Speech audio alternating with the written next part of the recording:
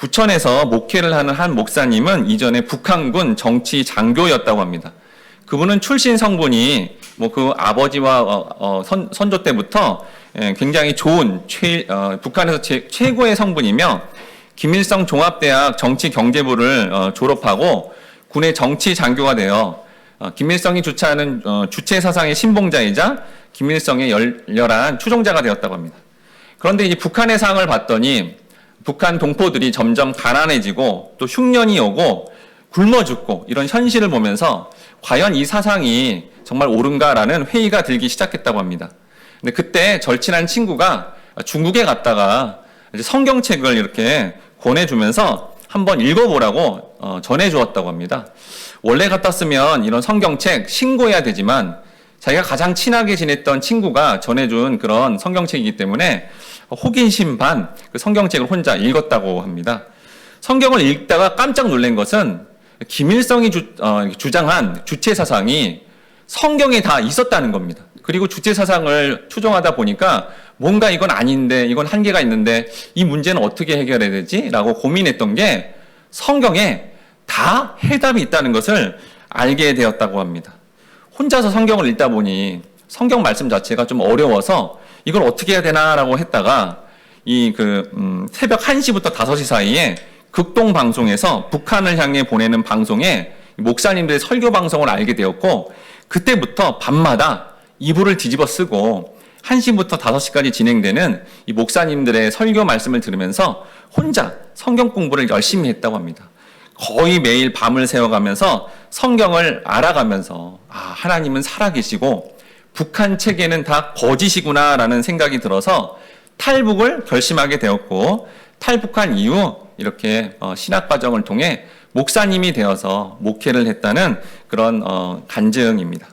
그렇게 철저하게 북한의 사상으로 이렇게 휩싸여도 살아서 역사하시는 하나님 말씀이 그 영혼에게 임하면 놀랍게 이렇게 변화되어 또 목회를 하고 많은 영혼을 구원할 수 있는, 즉 이 간증을 통해 우리는 주의 말씀은 힘이 있고 흥황하고 역사한다라는 것을 알 수 있습니다.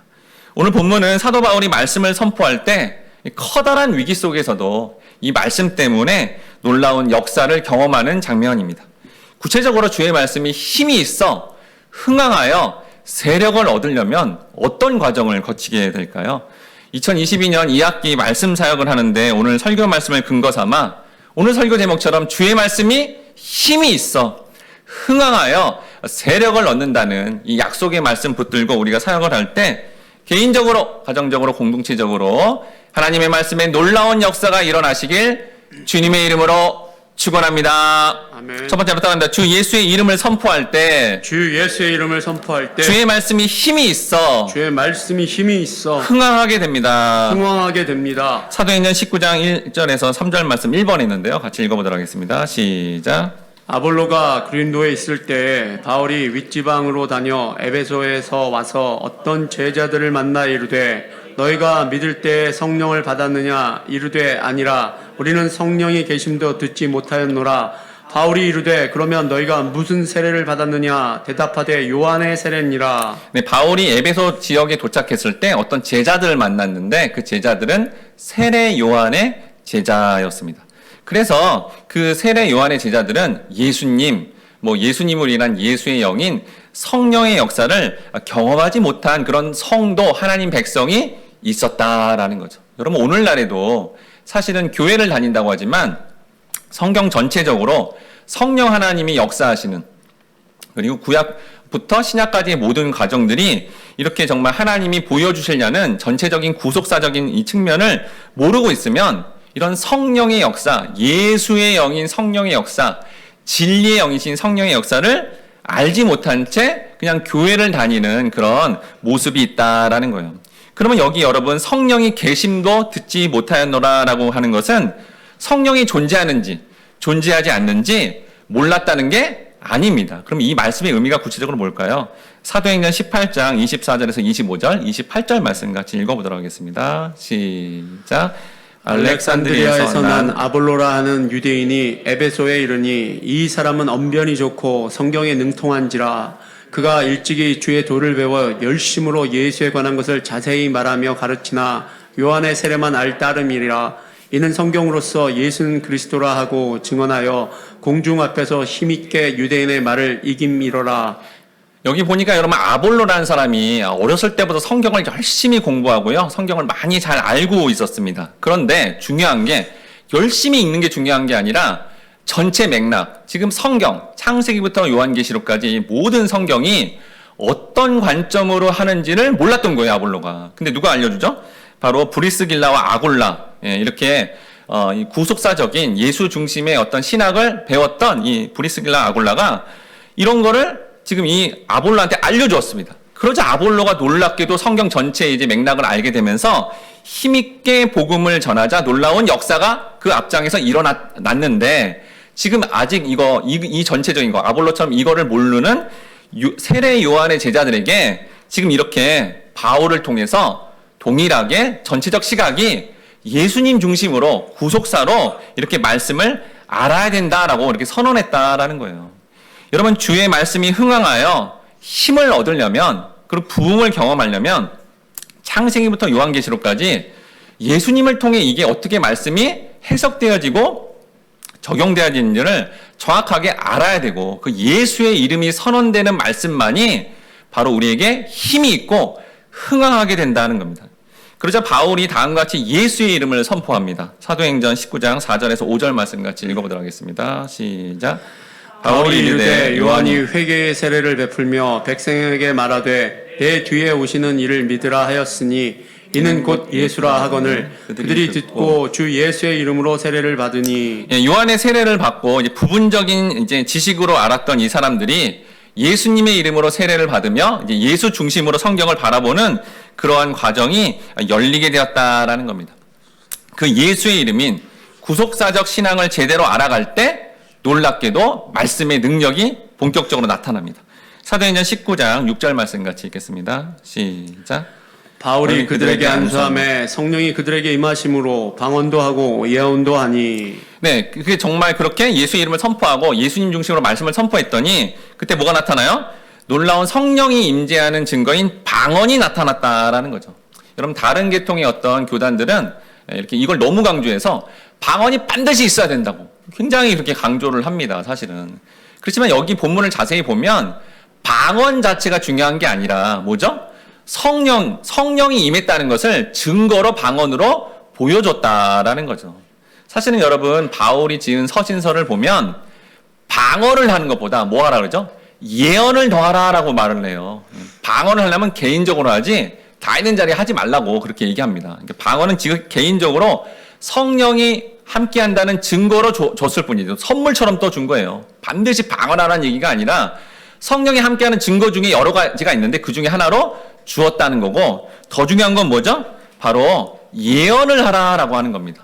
흔히 또 교회 안에서 예언 그러면 예언기도라고 해서 개인과 한 가정의 미래가 어떻게 될 거다. 그래서 신령한 분을 모시고 이렇게 예언기도를 받으려고 하는 어떤 그런 경향들이 있는데 여러분 성경이 말하는 예언은 그런 게 아닙니다.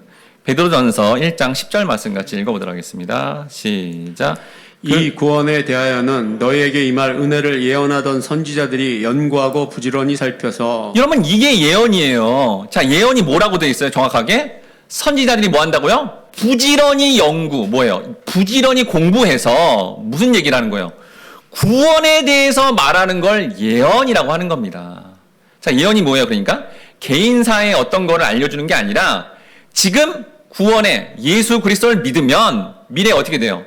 구원을 받는다. 이게 뭐예요? 예언인 거죠. 그러면 여러분 지금 선포되는 설교가 예언입니다.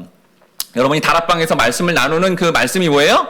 예언의 말씀이에요. 왜 우리가 지금 구속사로 예수님 믿어야 천국 가고 예수님 믿어야 이 땅 지금의 현재 하나님 나라에서 예수님 때문에 그런 놀라운 마음과 역사를 경험할 거다라고 말하고 있잖아요. 여러분 이게 예언이에요. 이 예언을 열심히 할 때 그때 주의 말씀에 놀라운 역사가 일어나고 성령님이 개입하사 역사한다는 거예요. 여러분 성령님은 예수의 영이에요. 그러니까 예수를 전할 때 역사하신다라고 하고 이걸 깨달은 바울이 이걸 열심히 전파한 겁니다.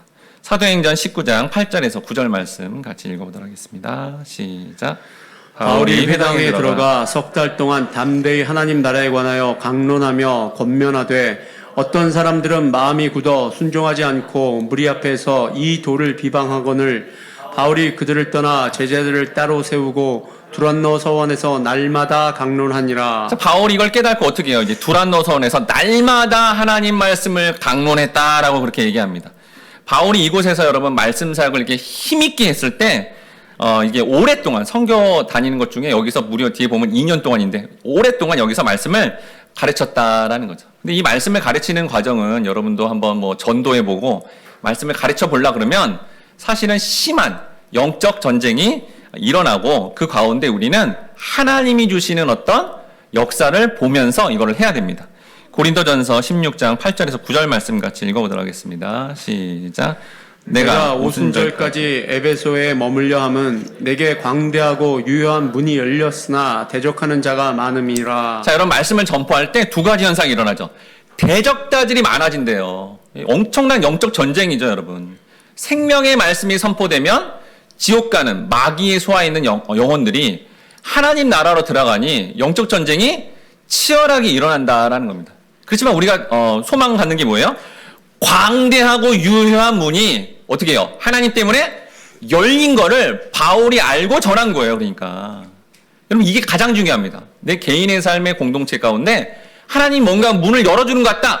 거기에 반응해야 된다는 거예요. 이걸 알았던 바울이 그곳에서 오랫동안 머물면서 하나님 말씀을 열심히 선포했다라는 거예요. 어디서 선포했다고요? 두란노 서원에서. 그래서 이제 뭐 여러분 출판사 가운데 또 두란노가 있잖아요. 그래서 이 두란노가 여러분 지역 이름이 아닙니다. 예, 두란노는 뭐냐면요, 사람 이름이에요. 예, 그 당시 이제 유행이 뭐냐면 철학 같은 거 이렇게 강의해가지고 유료 강의죠. 강의해서 돈을 받았습니다. 근데 이 두란노라는 이 사람이 그 당시 아주 인기 강사였나 봐요. 돈을 많이 번 거예요.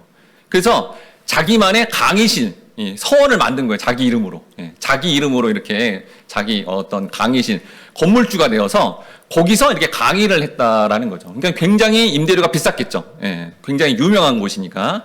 근데 이 당시 여러분 풍습이 뭐냐면, 저도 이제 성기순례 가보고 그러니까 거기 낮에는요, 여러분 사람들이 잠을 잡니다. 낮잠 시간이 있어요.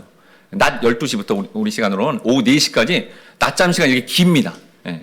그 낮잠 시간에 바울도 생업이 있었지만 그 낮잠 시간 4시간 동안 그때 뭐예요? 하나님 말씀을 전한 거예요. 그때는 이제 임대료가 싸겠죠. 네. 그 낮잠 자는 시간이고 아무도 그때 강의를 안 하니까 그 시간에 이제 그 임대해가지고 그때 말씀 강의를 열심히 전했다라는 거예요. 그러니까 매일 약 한 3시간 동안 하나님 말씀을 열심히 전했다라는 거죠. 어떻게 해요? 그 전에 바울이 여러분 열심히 훈련받고 준비돼 있었거든요. 말씀을 전할 준비가 돼야 매일 3시간씩 강의할 거 아니에요. 준비가 안 되는데 어떻게 합니까? 준비가 다 돼 있었고 하나님 어떻게 해요? 광대하고 유효한 문을 확 여니까 영적 전쟁이 심하지만 그 자리에서 이렇게 성령이 충만한 바울이 하나님 말씀을 전했는데 무려 2년 동안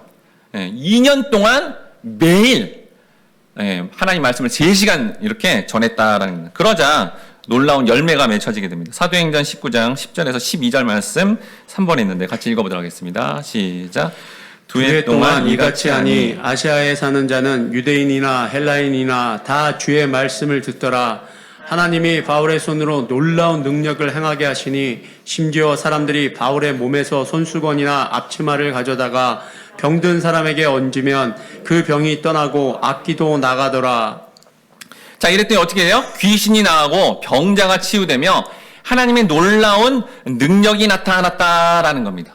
그 전에 여러분 베드로의 기적도 그렇고 이 바울의 기적도 자세히 잘 보면 여러분 사도행전의 저자는 누구예요? 누가입니다. 누가복음의 저자인 누가가 적은 건데 의도적으로 여기 나타났던 기적들은 전부 누가 하신 거예요? 예수님이 행한 기적을 기억나게 했다라는 거죠. 즉 사도행전의 베드로와 사도 바울의 말씀을 선포할 때 일어난 기적은 기적 자체가 중요한 게 아니었다라는 거예요. 여러분 만약에 기적이 중요했으면 그 안진뱅이를 일으킬 때 그 한 명의 안진뱅이 일으키면 안 되고 어떻게 되죠? 거기 주변에 있는 안진뱅이들이 뭐예요? 다 일어나야 되잖아요. 기적이 목적이라면. 근데 딱 한 사람만 세워놓고 그 세워놓은 것 때문에 막 사람들이 몰려올 때 뭐 하죠? 말씀을 선포하는 사실은 통로가 되었다라는 겁니다. 사도행전 3장 11에서 12절 말씀 같이 읽어보도록 하겠습니다. 시작. 나은 사람이 베드로와 요한을 붙잡으니 모든 백성이 크게 놀라며 달려나아가 솔로몬의 행각이라 불리우는 행각에 모이거늘 베드로가 이것을 보고 백성에게 말하되 이스라엘 사람들아 이 일을 왜 놀랍게 여기느냐 우리 개인의 권능과 경건으로 이 사람을 걷게 한 것처럼 왜 우리를 주목하느냐. 네, 이 말씀을 통해 여러분 뭐 한국교회 안에서도 어떤 기적만을 너무 추구하고 신비한 어떤 체험을 통해 뭔가 그렇게 특별한 기적을 원하지만 여기 베드로가 정확하게 얘기하죠. 기적에 왜 관심 갖냐? 그러면서 뭐예요? 말씀에 집중해라, 관심 가져라. 그러니까 이 기적이 뭐라는 거예요? 말씀을 전하는 통로다라는 것을 분명하게 선언하고 있다라는 겁니다. 바울이 전한 이 복음이 에베소가 교통의 요지고 또 이게 소문이 나자 그걸 통해서 전 지역에, 아시아 전 지역에 복음이 강력하게 선포되게 됩니다. 사도행전 19장 13절 말씀 4번 있는데 같이 읽어보도록 하겠습니다. 시작. 이에 돌아다니며 마술하는 어떤 유대인들이 시험삼아 악귀 들린 자들에게 주 예수의 이름을 불러 말하되 내가 바울이 전파하는 예수를 의지하여 너희에게 명하노라 하더라. 네, 유대 역사가 요세푸스의 이 그 어떤 진술에 의하면 솔로몬 시대 때 솔로몬이 지혜의 왕이었잖아요. 소문 났잖아요. 근데 어떤 한 사람이 솔로몬의 이름으로 귀신아 나가라 할 때 귀신이 나가버린 거예요. 이게 소문이 퍼지니까 야 그럼 솔로몬의 이름에 능력이 있나 보다. 그래서 솔로몬의 이름을 가지고 이렇게 귀신을 쫓고 마치 주술행위하는 이런 어떤 돈을 받고 주술하는 행위가 유행을 했던 겁니다. 사람들이 거기에 많이 종사를 했던 거예요. 그런 가운데 좀 지나서 여기 에베소라는 이게 큰 도시니까 이 안에도 유대인들이 많은 거죠. 그 많은 유대인들에게 귀신을 쫓아낸다는 명목으로 돈을 받았다는 거예요. 그래서 뭐 솔로몬의 이름으로, 아브라함의 이름으로 이런 식으로 이제 유명한 구약 시대 유명한 사람의 이름을 대면서 귀신을 이제 축출하고 있었는데 바울이 누구의 이름을 외쳐? 예수의 이름을 외치니까 막 귀신이 나가고 병도 나오니까 아 저게 굉장히 도움이 되겠다. 그래서 뭐 이제 솔로몬이나 아브라함 이름이 아니라 나도 예수의 이름으로 이렇게 귀신을 쫓고 돈을 벌어야겠다라는 그런 새로운 유행이 펼쳐지게 되었다라는 겁니다. 근데 여러분 예수의 이름이 그렇게 사업 수단으로 하면 되겠습니까? 안 되죠. 그러자 이런 일이 생깁니다. 사도행전 19장 15에서 16절 말씀 같이 읽어보도록 하겠습니다. 시작. 악귀가 대답하여 이르되 내가 예수도 알고 바울도 알거니와 너희는 누구냐 하며 악귀 들린 사람이 그들에게 뛰어올라 눌러 이기니 그들이 상하여 벗은 몸으로 그 집에서 도망하는지라. 바울은 예수의 이름으로 힘있게 선포하자 귀신이 쫓겨나가고 놀라운 역사가 일어났습니다. 그런데 스게와의 7 아들들은 예수의 이름으로 사업수단으로 했는데 어떻게 해요? 예수님하고 관계가 없는 사람들이잖아요. 그러니까 이 마귀가 뭐야? 악귀가 야, 난 예수도 알고 바울도 아는데 도대체 너희들은 누구야? 하면서 이렇게 조롱하는 또 공개적으로 했나 봐요. 많은 사람들 앞에 조롱을 당하는 그러한 일이 일어났다라는 겁니다. 즉 여러분 하나님의 말씀이 능력이 있어도 그 하나님과 주님과 관계했을 때 역사가 일어나지만 어떤 관계가 없고 뭐 그분께 기도도 안 한 거고 그 말씀을 정말 임재를 구하며 사모함으로 이렇게 구한 사람이 아니라면 전혀 능력이 안 나타나게 되고 또 이 사건 때문에 더욱더 예수의 이름이 높아지게 됩니다. 사도행전 19장 17절 말씀 같이 읽어보도록 하겠습니다. 시작. 에베소에 사는 유대인들과 헬라인들이 다 이 일을 알고 두려워하며 주 예수의 이름을 높이고. 그래서 에베소에 거주하는 헬라인과 유대인들이 이 제사장 스게와의 7 아들들이 당한 일을 알고 아 진짜 바울이 진짜 능력자인가 보다. 그리고 바울이 그렇게 전하는 예수의 이름이 가장 권세가 있나 보다라고 이렇게 여겨지게 되었고 그러자 어떻게 돼요? 관심이 그 바울이 전한다는 그 두란노선 그 낮잠 시간에 그 명강의를 한다는 거기 가보자. 사람들이 점점 더 많이 하나님의 말씀을 들으러 오게 되는 놀라운 역사가 일어났다라는 겁니다. 그래서 이제 주변의 사람들이 이렇게 반응합니다. 사도행전 19장 18절에서 19절 말씀 같이 읽어보도록 하겠습니다. 시작. 믿은 사람들이 많이 와서 자복하여 행한 일을 알리며 또 마술을 행하던 많은 사람이 그 책을 모아 가지고 와서 모든 사람 앞에서 불사르니 그 책값을 계산한즉 은 5만이나 되더라. 여기 믿은 사람들이라고 된 것은 이미 신앙을 가졌다는 거예요. 오늘날에도 교회에 믿은 사람들이 있죠. 그런데 이들이 아직 버리지 못한 게 뭐죠? 여기 이 사람들이 이제 뭘 버려요? 마술을 행하는 책을 버렸다라고 합니다. 여러분 그 당시 이 마술책은요 비싼 거는 오늘날 집 한 채 값이에요. 종이도 귀했고 그 마술책에는 이제 여러분 그 왜 중세에도 막 마술이 유행해서 뭐 모도 넣고 약초 넣고 뭐 하면 뭐가 뭐 신비하게 뭐 병이 낫거나 놀라운 기적의 역사가 일어난다 해가지고 그런 비법들을 적어놓은 책인 거예요. 뭐 오늘날 뭐 인터넷이나 이렇게 막 공유된 게 아니라 혼자 그걸 갖고 있으니까 책값이 굉장히 비쌌다라는 거죠. 여기 지금 은 5만인데 오늘날 시세로 하면 약 200억이 넘습니다. 엄청난 가격의 이런 어떤 마술책인 거죠. 이걸 어떻게 해요? 전부 불태워버리는 놀라운 역사가 일어났다는 거예요. 여러분 이거는 오늘날에 뭐하고 적용되냐면 분명히 여기 믿은 사람들 교회를 다니는 거예요. 우리가 다니는데 여전히 하나님 관계 가운데 나 혼자 취미생활하고 말씀을 보기보다는 영상물을 보고 말씀을 묵상하기보다는 다른 거 하고 있는 것들을 어떻게 해요? 다 버렸다라는 그런 역사입니다. 여러분 이게 말씀의 기적이다라는 거예요. 다른 기적을 사모하는 게 아니라 하나님 말씀에 완전히 올인하고 집중하게 된 게 여기 본문에 나오는 이게 성경적인 기적이다라는 겁니다. 하나님이 유효한 문을 딱 열어버리면 분명히 교회를 다닌 성도였단 말이에요.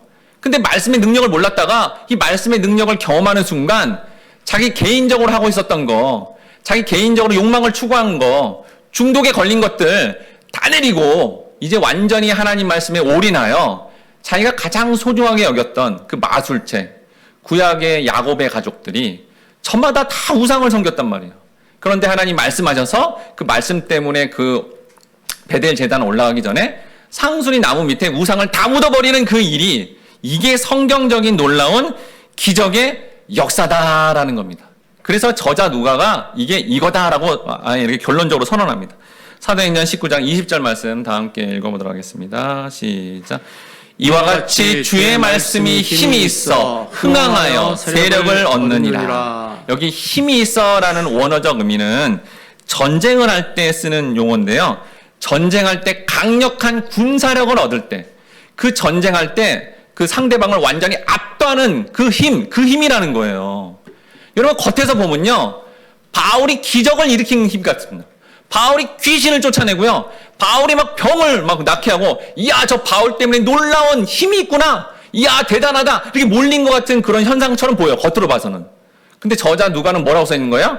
그게 아니다는 거예요. 바울이 위대해서 그렇게 된 게 아니래요. 뭐라고 결론 내고 있어요?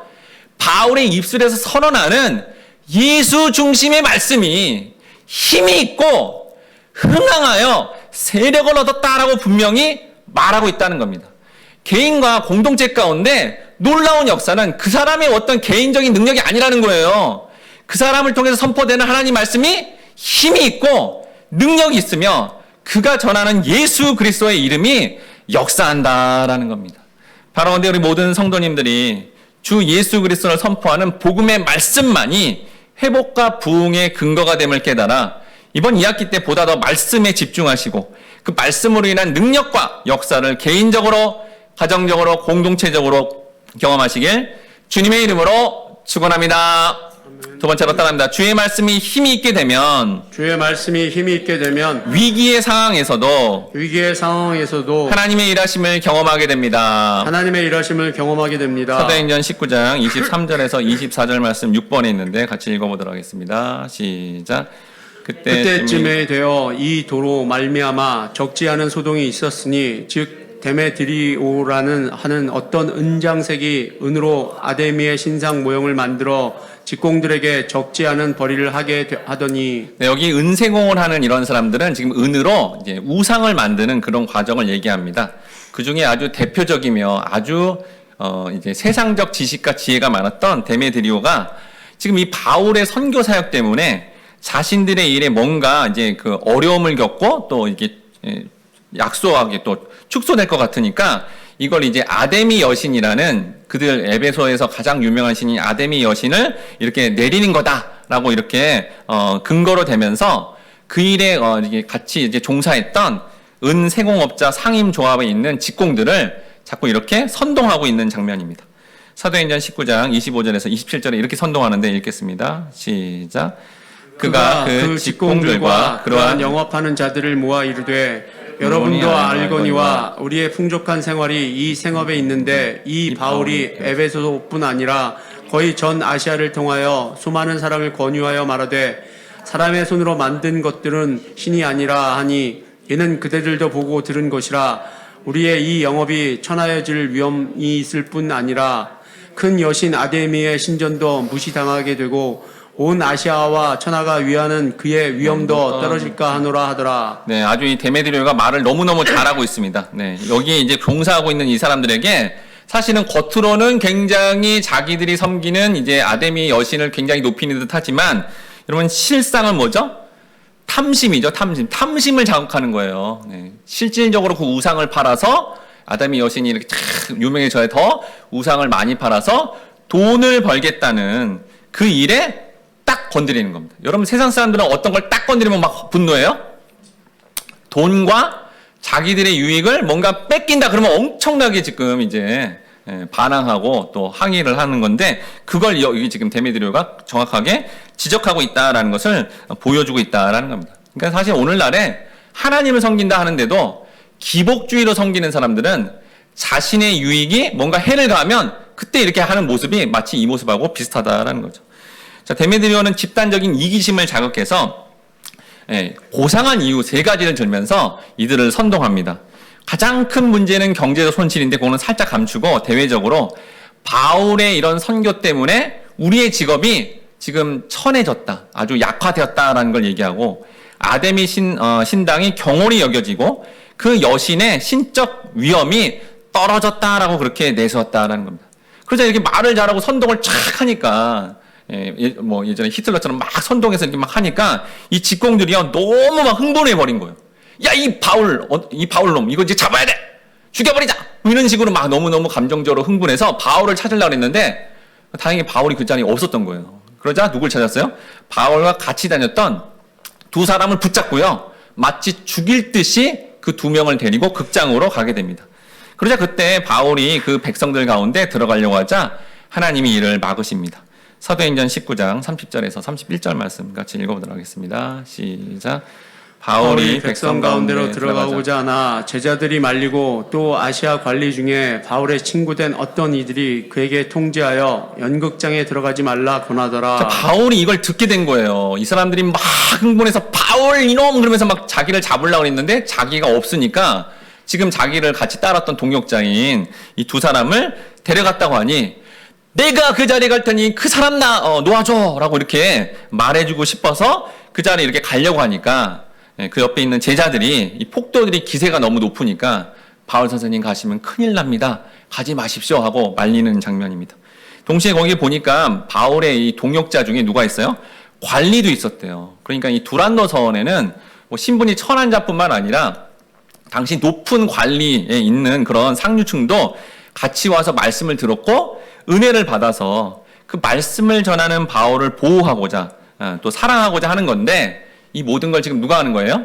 하나님이 하시는 거죠. 아직 바울이 순교당할 때가 아니어서 하나님이 지키시고자 이 역사에 개입하고 있다라는 겁니다. 그러자 하나님이 이 성난 군중들, 이거 지금 그냥 놔뒀다가는 두 사람 죽이고 또 바울까지 찾아서 죽일 그런 정말 살기등등한 그런 기세에 이제 선동당한 이 군중과 무리들을 하나님이 잠재해 오시고자 바울이 아니라 오히려 세상 가운데 굉장히 높은 직분에 있었던 에베소에 있는 서기장을 세우십니다. 사도행전 19장 35절에서 36절 8번에 있는데 같이 읽어보도록 하겠습니다. 시작. 서기장이 무리를 진정시키고 이르되 에베소 사람들아, 에베소시가 큰 아데미와 제우스에게서 내려온 우상의 신전지기가 된 줄을 누가 알지 못하겠느냐? 이 일이 그렇지 않다 할 수 없으니 너희가 가만히 있어서 무엇이든지 경솔히 아니하여야 하리라. 네, 여기 서기장은 에베소 도시의 가장 중요한 행정관으로 로마의 이제 이제 파견으로 이제 온 사람인데 특히 이제 직책이 굉장히 높았다고 합니다. 그런데 이제 에베소 여기 지역에 이런 뭐 어떤 데모, 항의가 일어나고 또 이런 어떤 그 소동이 일어나면 자신이 책임을 져야 되잖아요. 근데 들어봤더니 막 지금 난리가 난 거잖아요. 막 군중들이 막 성나 있고. 그래서 이 폭도들을 안정시키고자, 그러니까 자기의 직분을 계속 유지하고자 로마 총독에게 이렇게 뭔가 그 질책을 받지 않고자 그렇게 했다라는 거죠. 여기 보니까 말씀해 보니까 서기장이 먼저 에베소인의 어떤 자부심을 이용하면서 그들의 감정을 이렇게 달래줍니다. 뭐라고 하냐면요, 얘들아 봐라, 우리 모든 에베소는 다 우상을 섬기는 자 아니냐. 우상의 도시야. 근데 어떤 한두 사람이 그 우상 잘못됐어요 이렇게 말하는 것 때문에 우리가 영향을 받는 거야? 그렇지 않잖아. 그러면서 아주 너희들이 지금 흥분해서 어리석은 행동을 하고 있다라는 거죠. 너희가 잡아온 이 두 사람 만약에 죽여버리거나 폭행을 하면 로마법에 걸려. 그럼 너희들 감옥 가야 되는 거야. 잘 생각해봐 하면서 그 흥분을 가라앉히고 이렇게 또 이성적으로 생각해야 된다라는 것을 얘기하고 있는 거죠. 굉장히 논리적이죠. 자, 누가 세운 거예요? 하나님이 세워서 이 성난 군중들을 잠재우고 이 바울과 또 말씀을 듣는 사람들을 보호하고자 그렇게 했다라는 겁니다. 무엇보다도 이 서기장이 말하는 이 말에 바울이 전하는 복음의 본질이 들어가 있습니다. 사도행전 마지막으로 19장 37절 말씀 같이 읽어보도록 하겠습니다. 시작. 신전의 물건을 도둑질하지도 아니하였고 우리 여신을 비방하지도 아니한 이 사람들을 너희가 붙잡아 왔으니. 여러분, 이 서기장이 이 말을 통해 바울이 그동안 전한 복음의 핵심이 여기 안에 들어가 있다라는 거예요. 즉 바울이 전한 복음은 지금 세상 사람에 해당되는 에베소 사람들에게 정서적 반감을 전혀 주지 않았다라는 겁니다.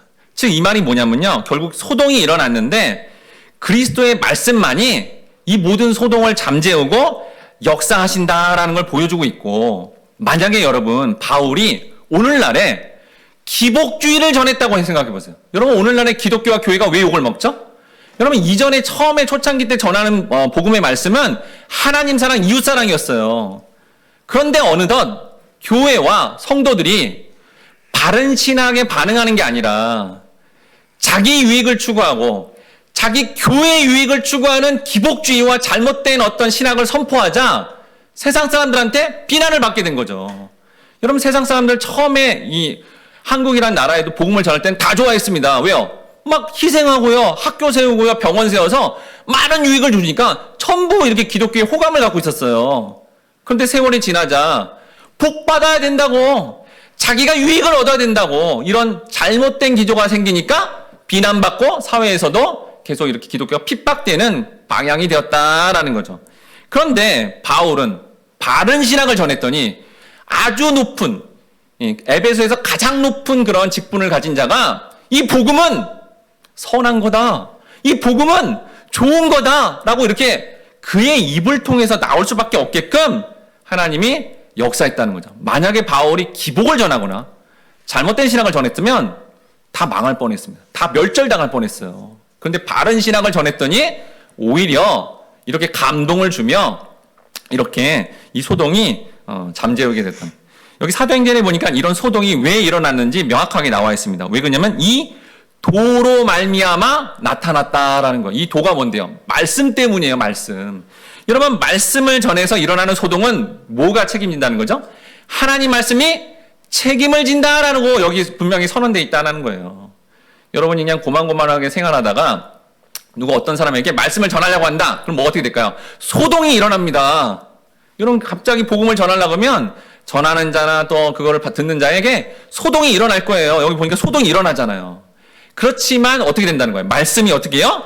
역사에서 흥분한 무리들을 잠재워버리고 2명이 죽을 뻔했어요. 생명도 살리고, 그 전에 또 뭔 일이 있죠? 그 말씀의 역사가 일어나니까 수많은 마법책들을 다 불태워버리는, 자기 스스로가 엄청난 가격에 해당되는 그 마술책들을 전부 불태우는 놀라운 역사, 힘, 능력이 어디서 나온다고요?